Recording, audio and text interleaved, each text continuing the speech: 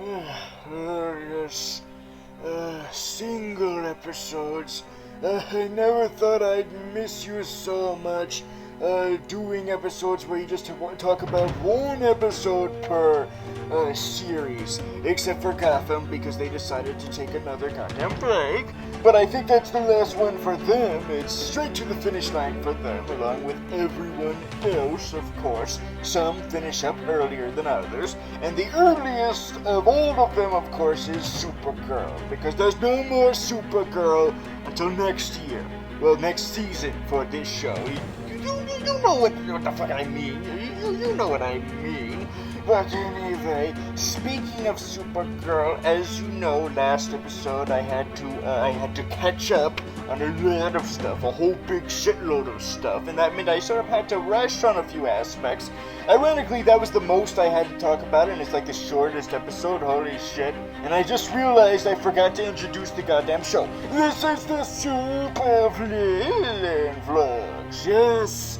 I wasn't able to fully expound on my thoughts of Supergirl wrapping up. Yes, it was the early bird, and because of that, because they wrapped up so damn early, instead of having a personal Vlillain vlog this week, instead what we are going to do is allow all the Supergirl villains have their own chance to shine this week and reflect on what happened this season and discuss what is in store for next season. Man, we're already getting towards that part of the season where the shows are ending and shit. And we've also got another wrap-up coming up soon. I'm not sure exactly when, but keep your heads open and your ass nice and open also.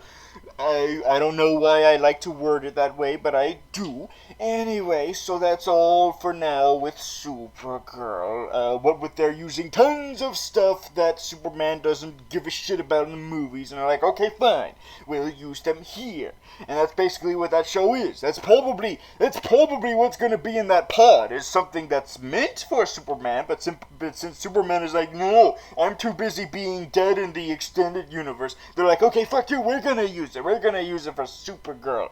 That's basically what the whole show is.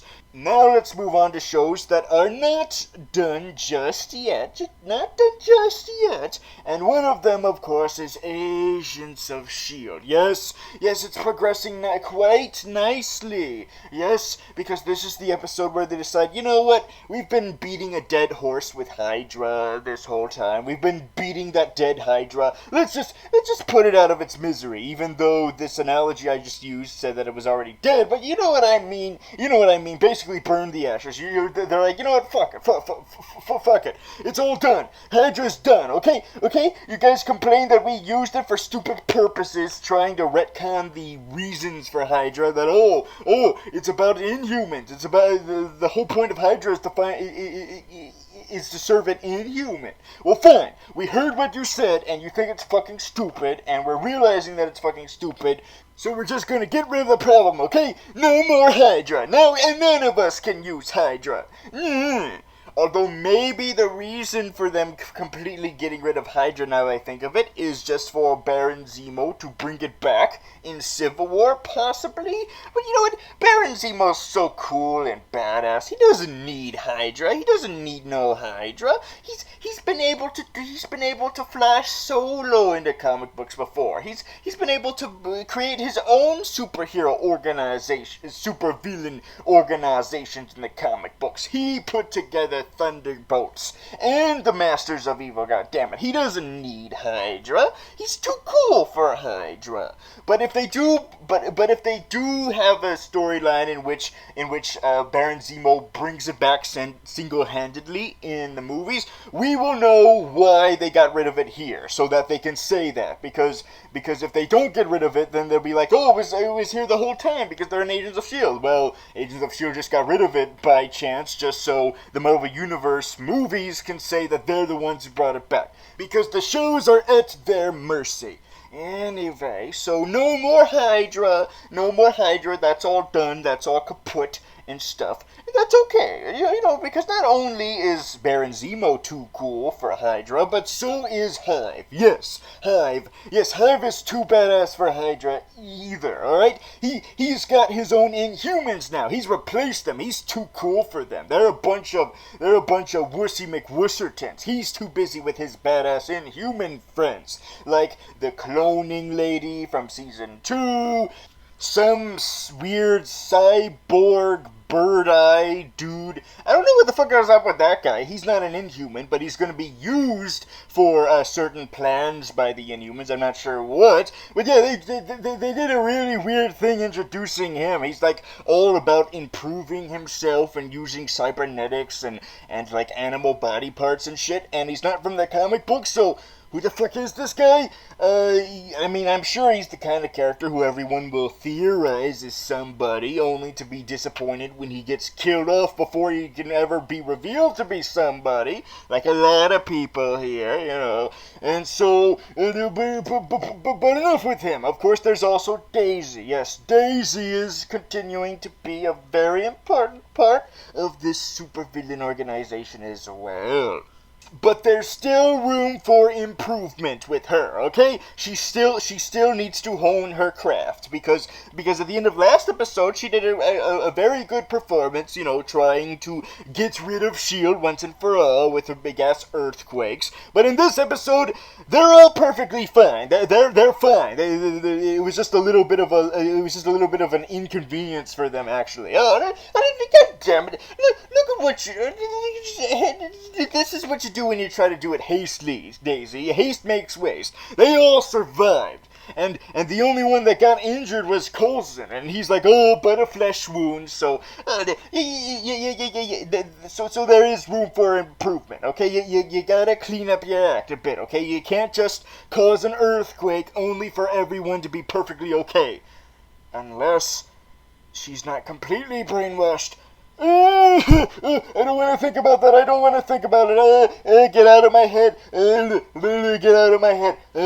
Funny how I'm saying that in a brainwash episode. Anyway, who else is a part of this Inhuman posse? Well, it's someone who I was really hoping would come back, and inevitably he does, of course. And that's the douchey Australian dude. Yes, him. Of course, he was being set up to as a supervillain. Of course, he's an asshole. He's a potential Inhuman, but he never got to. He never got the chance to enjoy the the nice soothing mists that would turn him into an Inhuman. He never got that chance because the higher up Inhumans thought he was too irresponsible. And of course that's the perfect makings for an ideal supervillain. And he was about to the last time we saw him until the opportunity was taken away from him.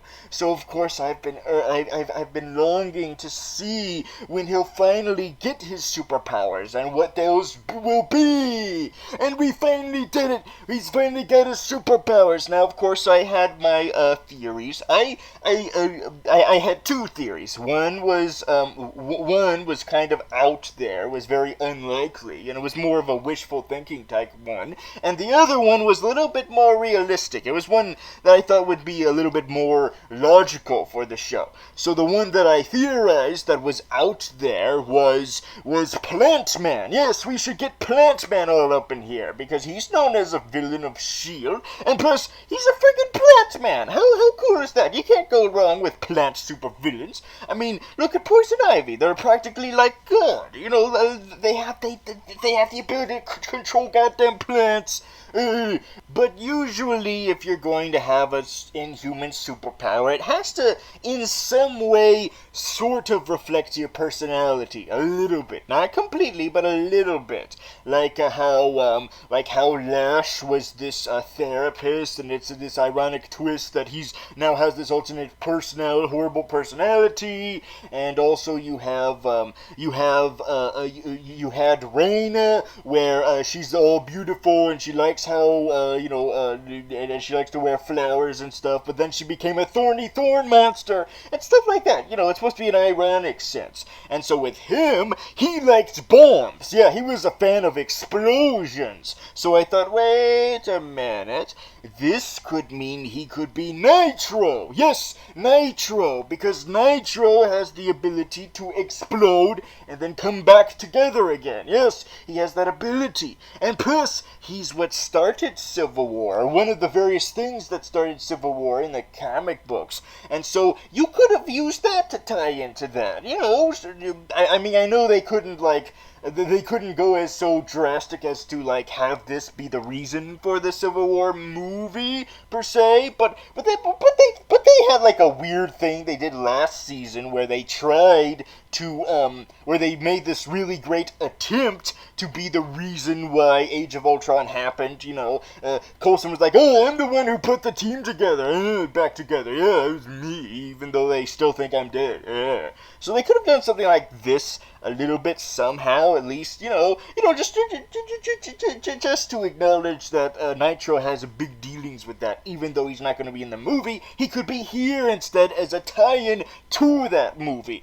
And so that was my theory. And I was really close on the money, too. I was really close when we wound up getting our answer. Because when he got his power, it was revealed that his power is to explode things. Oh, man, really close. Really close. Nitro's power is to explode himself, while he explodes things he touches. So I was really close on the money. I wasn't quite there, but it was close enough where he could still be called Nitro. He could still be Nitro. I mean, explosions. It's just that it's a difference as to what explodes, but yeah, it's still basically the same power, making explosions.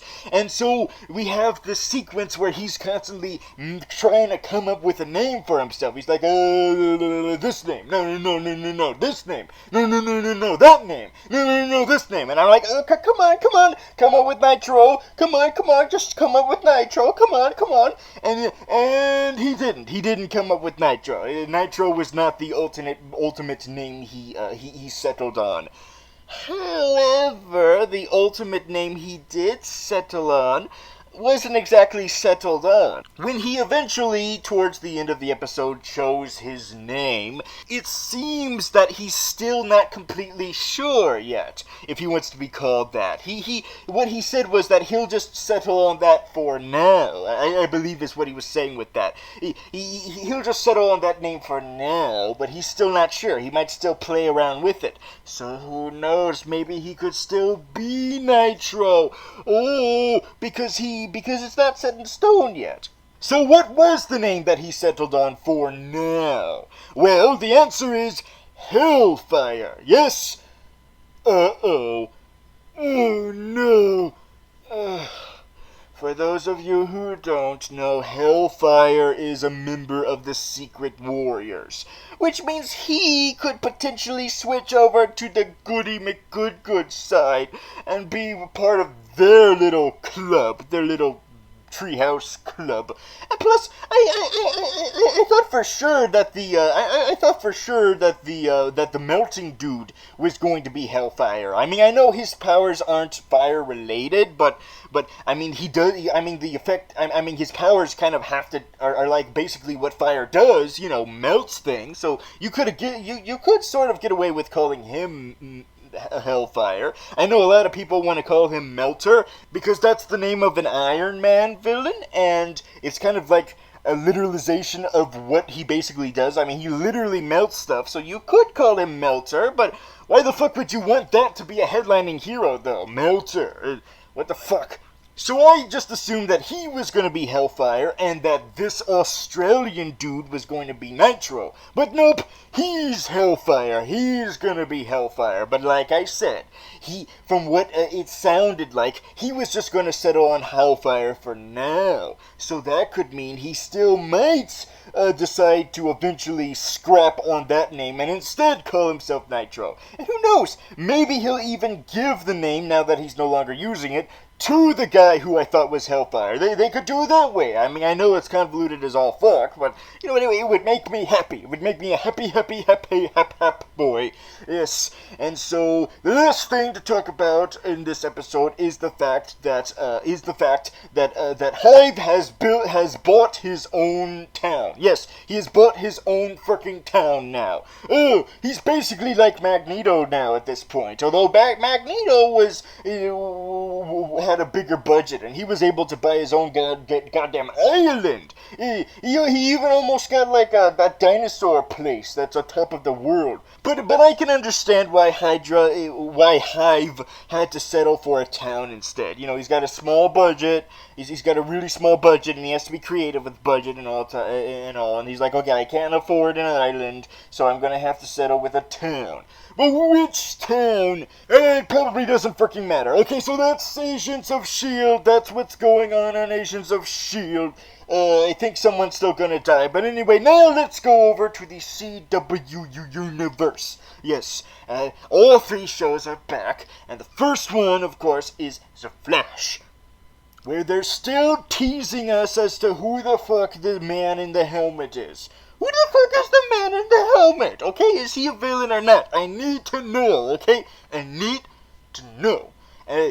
But anyway, Flash is still thankfully out of his powers. He still no longer has his powers. Fantastic, great. Keep up with that. Keep up being weakless and useless as all hell. That is fantastic. Which means he can't which means it's very difficult for him to go up to the big baddie of the week. And who is the baddie of the week, you ask? Well, the baddie of the week is Griffin Grey. No, it's not that lady who does the voices for cartoons. No, Griffin Grey is a metahuman who has the ability of super strength. Now, at first I'm like, oh, that's uncreative as all fuck, super strength. What? That's like what 2 billion majillion characters have. If you're gonna have super strength, you need something else to, spice things up. So what is the thing that he has to spice things up? Well, the answer is, he grows really, really fast. No, he doesn't grow huge. He literally grows really, really fast. He ages quickly. He ages, and the more he uses his powers, the more he uses his strength, the older he gets. And they did a really fantastic job with casting, because this guy does look like he's aged, like he's withering, and at the same time, like in his face, he does kind of sort of look like a kid at the same time, like an old kid, sort of a Benjamin Button man thing going on, except the other way around, which means normally aging, except aging fast. And the makeup effects for when he looks even older than that are not horrible this time. Oh my god. Yes, so we have this horrible tragedy of this man who's actually 18 years old, but looks like he's suffering a midlife crisis, and then looks even older than that, and then older than that, until he's a little pruny old geezer. And he's a reminder to Harrison Wells, even though this is the wrong Harrison Wells, of how shit he's doing to all these people, all the horrible things he's done to all these people, and now he has to pay for that. But it won't be at the hands of Griffin Grey, of course, because Griffin Grey dies, because Flash is just killing up all the villains, just willy-nilly, kill, la la la, kill, including him, including Griffin Grey. But what's really weird is the way he kills him is by forcing him to use his strength to the point where he dies of old age. But then when he dies of old age, he regresses back to an 18-year-old corpse? What? How does that work? How does like using up your powers up to the point where it ages you to death like somehow brings you back to normal as a dead body? That doesn't really make much sense, frankly. But anyway, who cares about that? We have another death in this episode, but unlike with Griffin Grey, where it's just like we didn't really know that much about him, so it's not as sad, but we do know a lot about Killer Frost. She dies in this episode. And what's really sad is that at first we thought she was becoming redeemed, like she was going to be on the good good people's side. She was going to be on the good guy side because she was teaming up with her Earth One counterpart, and they were getting together, and she helped her escape and stuff. But then she was about to betray her. She was about to kill her and the helmet dude.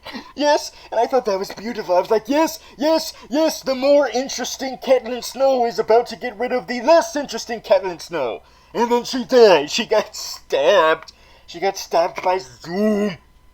Villain on villain crime. It's awful. Villain on villain crime. Oh, God. Now she's dead.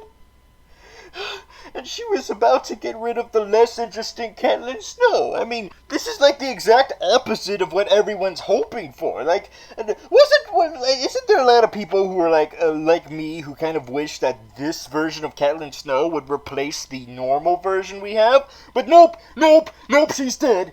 But wait a minute, what if this means that now the Earth One Catelyn Snow she is destined to become Killer Frost now that the other one is dead? Yes, that could be what's going on now. Oh, yes, it's all part of Zoom's plan. Okay, maybe it's not, but still it could be what happens. Yes. Alright, that's the Flash. Let's move on over to Arrow. God damn it, Arrow. Arrow. So remember last episode where it did seem pretty convincing that Laurel was dead and all. Spoiler. But even though it seemed very convincing, I was still a little iffy, because the only thing that would make me certain is if we saw her name on that grave. And if we saw connections to the original flashbacks we saw, because they wouldn't spend this whole season hyping up a death if they're just going to bring them back. So if it was confirmed that was her in that grave that they've been flashing back to a bajillion times this season, then that would be confirmation that this character is indeed dead. And the answer is, yes, she is on the grave. A little anticlimactic, granted, but yay, we officially got an official kill! Yes, confirmed kill! Pajing! So yes, 1 point for the home team, and by home team I mean the supervillain side. Yeah, and even though I'm really annoyed that it's done by my least favorite villain, we at least don't have to deal with him. We don't have to deal with Damien Dumbass Dark. Instead, we have to deal with his wife this episode, because she is the mayor, and that's very that's a very calculated move, of course, to be mayor of the town, and she's using this as an opportunity to get rid of these vigilantes. Yes, to use her political powers to get rid of them. Yes. Now, usually when this happens, I'm usually like, well, they really have to rely on the general public to be stupid as all fuck. However, she's not doing it because she's stupid as all fuck. She's doing it because she's one of the bad guys, honey. She's one of the bad guys, so of course she would use everyone else as sheep. Her little sheeps. Her little, hey, you dumbass sheep. Do shit for me, okay? Get rid of these vigilantes. And the sheep are like, okay, bah, alright, we'll do it. Bah, we're sheep. Yes, so that's what's happening this episode. And the thing that she uses this as ammo for is the fact that she was attacked by John Diggle. Because, of course, John Diggle's brother is an asshole now, an asshole villain, of course. But another reason, and that reason is that an imposter Black Canary is out to get her. Yes, an imposter Black Canary. Yes, that's the other villain of this episode. A third Black Canary. Good God, all of these Black Canaries. You need to take a break from all these Black Canaries, Arrow. Okay, you had one too many Black Canary, alright? I'm afraid you're getting addicted with all the Black Canaries. And we're about to get one on Flash, too. A Black Siren, granted, but still, it's like, holy shit! Now you're causing secondhand Black Canaries. I hope you're proud of yourself, Arrow. But anyway, yes, so this Black Canary, however, is a villainous canary because she's out to get the team. And she's going to use the mayor to do that by killing the mayor. So that way everyone is against Team Arrow. Everyone. And she's about to do it, and then Arrow's like, hey, speech powers activate. Speech! And that magically turns the evil Black Canary into a good person. Although I guess it doesn't turn her into the new Black Canary. She just gives up and goes away and just attends the funeral, and that's it. So that's fine. That's fine. Like I said, one too many Black Canaries. And plus, what the hell is going to happen to that one particular canary who, is time traveling at the moment? And as we watch that one, we're like, wow, poor girl, she has no idea what's happening to her sister at the moment. Well, technically not at the moment because, time traveling. This is all confusing as all fuck. Anyway, so another thing that makes us 100% sure that Laura is dead is that Oliver decides to spill the beans and be like, you know what? She was the Black Canary. She is the Black Canary. So I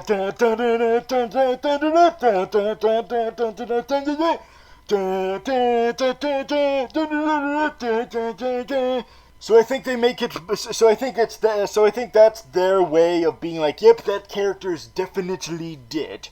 I mean, there's still a chance that maybe Tommy Merlin come back, and I'm still hoping for that. I do kind of hope that Tommy Merlin comes back, because he could turn into, I don't know, like Prometheus, maybe? I still hope for Prometheus! But if they want to keep him down too, that's fine, because, you gotta keep some characters from coming back. They can't all come back, so whatever. Anyway, so that is Arrow. Now let's go on to the final episode of the week, and that is Legends of Tomorrow. Yes, Legends of Tomorrow. Why do I pronounce that weirdly? I don't know.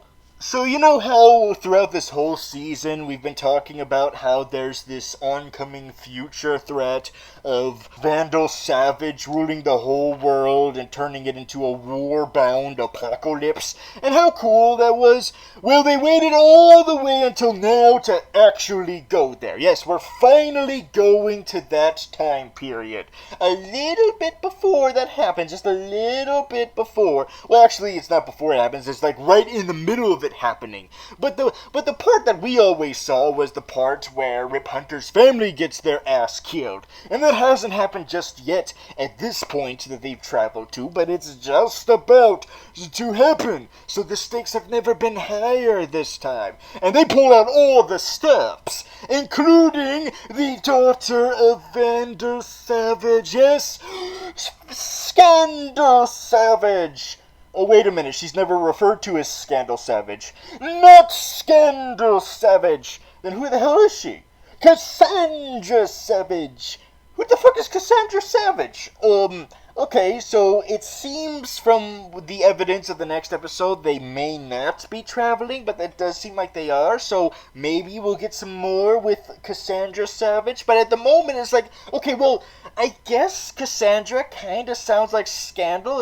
It's a little bit of an anagram, isn't it? Kind of, a little bit, so it's got similar letters and stuff, so that could still be our version of Scandal Savage. However, at the same time, maybe it's better if it's not Scandal Savage, because Scandal Savage is kind of more of a hero than she is a villain, but then again, she kind of walks that line a little bit. She could be either one, because, you know what, because Talia walks that line too, but she was used as a flat-out villain in The Dark Knight Rises, so they could make her flat-out villain here, Scandal Savage. So maybe it is Scandal Savage, and I hope it is. Oh, wait a minute, Captain Cold turns her onto the good side. How far you have fallen, Captain Cold.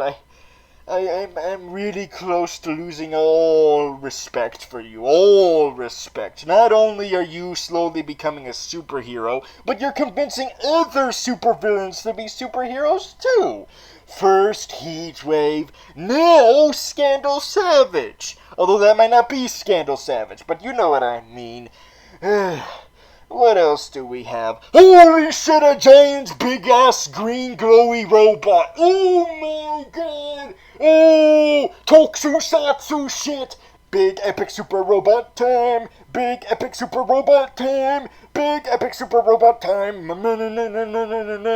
don't know why I improvised that, but I did. But here's a little bit of a question I have about this big-ass green glowing robot. Why the fuck is that not chemo? Why is that not chemo? Why? Why the fuck is that not chemo? Why? Why is that not chemo? Tell me. Tell me right in my face. Right in my freaking face right now. Look into my eyes and tell me, why is that not chemo? That could have easily been chemo. And you know why? Because chemo is a big green glowy robot. And I know, and I know what you're gonna say to me. Well, how do you know it's not chemo? Because they don't call it chemo. They call it the Leviathan. And yes, I know the Leviathan is a much more theatrical, cinematic type name to give a robot instead of chemo. But chemo has the history, man. He has the history. He was in Brave and the Bold. He was in the Justice League cartoon, kind of. He's the villain of the Metal Men, alright? He's the arch nemesis of the Metal Men, alright? He's been in a whole shitload of stuff, alright? He's a big giant robot, too. He's also a big giant green glowing robot. Now, maybe the reason why he's not chemo is because chemo's, the thing about chemo is not just that he's a big giant glowing robot, but also that he's made out of, plasma, a horrible acid, like horrible burning acid. And maybe they just didn't want to complicate that with this version, and they're like, okay, let's not include that part with him, that he's made out of radioactive stuff. And so that's probably why they don't call him chemo, because if they did call him chemo, then people would have to ask, well, wait a minute, if he's called chemo, then what does he have to do with chemotherapy and stuff? Does he make people bald? What's going on here? So that could be why they changed his name to a Leviathan. However, here's another thing. Why did you choose Leviathan? This is the second time we've had a superhero property that uses this big, huge mechanical monster and calls it some generic name that's not from the comic books. And both times that generic sounding name is Leviathan. Yes, and you know what's the other example? Avengers. Avengers had a Leviathan. Avengers had a big-ass giant mechanical monster that they named Leviathan, and they pulled that out of their ass. And so Legends of Tomorrow decided, hey, let's take that same exact ass and let's pull out the same exact name, the Leviathan, and slap it onto chemo. And that's what they did. And so we have a robot that is like chemo but isn't. What the fuck? At least he has an epic super kaiju battle with Adam. By the way, Adam is giant. Oh, it's about time you became self-aware, CW, DC CW, because you had the chance to do shrinking before Marvel did with Ant-Man. But no, you procrastinated. And so by the time Adam finally shrunk on these shows was after Ant-Man came out in theaters. So I guess they decided, you know what, since we procrastinated on the shrinking, let's waste no time with the growing. So they grew him into a giant before Ant-Man could in Civil War. Ugh, way to finally wake up, you guys. Although I'm not really sure if Adam does grow, because I thought he only shrunk. Wait, he grows too? I don't know, whatever. Head below the belt or whatever have you, okay? And the last thing that happens in this episode, other than the tragic decapitating of Leviathan, I would have been more sad if it was chemo, frankly. So maybe it's good that it wasn't chemo that got decapitated. And plus, it would be really hard to decapitate chemo because he has no neck. It would have been really hard for him to, figure out where his head ended and where his neck began, because he sort of does not have a neck. Anyway, but other than that, the other thing we get is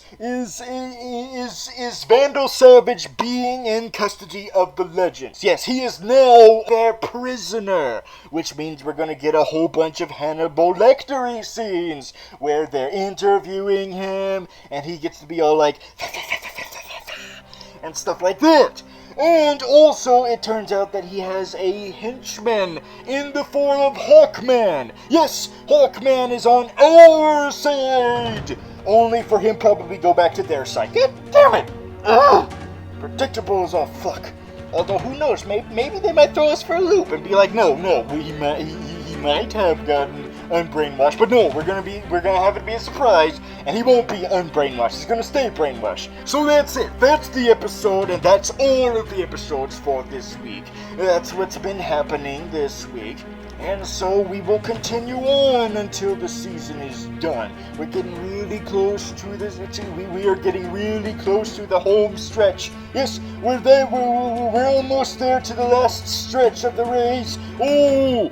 You know, I just realized that isn't there something that's supposed to happen around this time? I have no idea. I have a short-term memory. I have no idea what it is, but apparently it's supposed to be really important. It's not like the end of the world or anything, right? Right? Usually when people say it like that, that means it is. Oh, fuck. Oh, now I just forgot what I just said. See you next time. Who the hell are you people?